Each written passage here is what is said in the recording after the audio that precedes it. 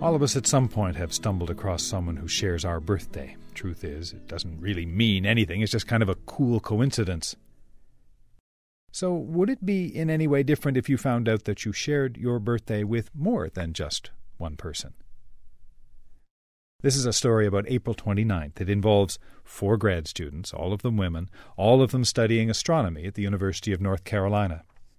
I found out the details of the story from Jane Moran, Maggie Eftimova, and Rachel Rosen. As Rachel explains it, another woman, Leslie, is also part of this story. Well, Leslie's my roommate. So when I was like, hey, my birthday's Saturday, she's like, mine too. And Leslie and I are office mates. And so the same thing happened. I guess we were talking about weekend plans, and I said something to the extent of, oh, well, it's my birthday, and so I'm going out. And she said, oh, well, isn't that amazing, because it's my birthday as well. And so then it was like, wait a second, our birthdays and Rachel, too. This is getting kind of weird. And then this moved from sort of disparate conversations to a coffee gathering at some point? Well, I went to coffee with Chris, Maggie, my advisor, and Maggie was with us. And Did you know Maggie's birthday at this point? No. Okay. No. And so we're at coffee, and I'm talking to Chris. I'm telling him how funny it is that Jane, Leslie, and I all have the same birthday. And Maggie's kind of off the other end of the coffee shop. And Chris is like, go ask Maggie when her birthday is. She's like, I bet it's the same day. And so I go up to Maggie and say, when's your birthday? And she says, Saturday. And I was like, oh, good one. Like, because she says it's so deadpan that I figured that Chris, set her up to it or something. How did she know this? Are you there at the time, Jane? I wasn't there at the time, Okay. no. And Maggie, what was your experience of this? I thought, wow, how did she know this? Did she look up my profile, or how did she know this? She just, I don't know. So you go back to the table. Yeah, and I don't believe her. I think that she and Chris have set it up, and it takes probably the 10-minute walk back before I realize that she's actually serious, because she's not getting the joke that I think I'm laughing at. And Jane, when did you get brought into this loop? Then it was afterwards. Once they all got back from coffee, Rachel and Leslie emailed me and said, Jane, you'll never believe it. Maggie's birthday is also on the 29th. And it was kind of spooky for me. Then we all started doing the calculations, right? Because then we're all astronomers. So we're sitting there, okay, no, wait, what are the odds of this actually happening? Yeah, let's just back this up a little. There are 4 of you in the same group, right? Yep. Yes. And all 4 of you have April 29th as the birthday, right? Yes. Yep.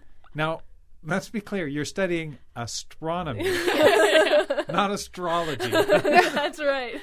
But you had to dip over into the what does this mean at some point, no? Well, we looked at the numbers, and there's only, I think, about 14 astronomy grad students spread over the 6 or 7 years. And only half of us are female. So there's only 7 women in our program. And then 4 of us have the same birthday. And April 29th is where on the astrological chart? That means you're Taurus. You're Taurus. Mm-hmm. Is there meaning in this? I guess we're stubborn and bullheaded. Yeah. I was trying to look for a more scientific solution As than, you should. well, than where the sun or the stars were positioned. So I was starting to think, okay, maybe children born in the spring just have a greater tendency towards science because of, where they were born or something like that. Or maybe parents who have children in the spring tend to be more science-minded, but I couldn't even come up with anything like that. Well, Chris said, he said the opposite, which was, of course Maggie's birthday is April 29th. He's like, the pattern shows that people who are born April 29th who are female and work for me tend to have the birthday on April 29th. Of course Maggie does. It's just a natural conclusion. I just looked at him like, I don't know what you're talking about.